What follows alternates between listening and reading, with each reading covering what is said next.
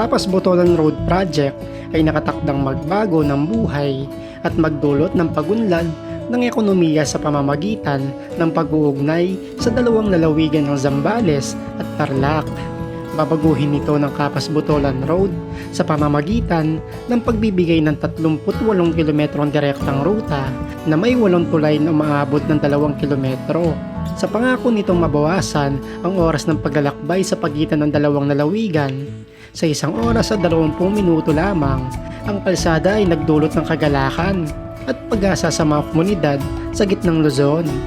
Ang Kapas-Botolan Road Project ay inaasahang magtutulak na makabuluhang paglago ng ekonomiya sa rehiyon sa pamamagitan ng pagbubuti ng akses sa mga pangunahing sentro ng kalakalan at turismo sa gitnang Luzon. Para sa mga lokal na magsasaka at producer, ang mas magandang mga kalsada ay nangangahulugan ng mas madaling pag-access sa mga pamilihan. Ang Zambales at Tarlac ay tahanan sa ilan sa mga pinasikat na destinasyon sa gitnang Luzon, mula sa malinis na mga beach ng Zambales hanggang sa mga kultural at makasaysayang landmark ng Tarlac.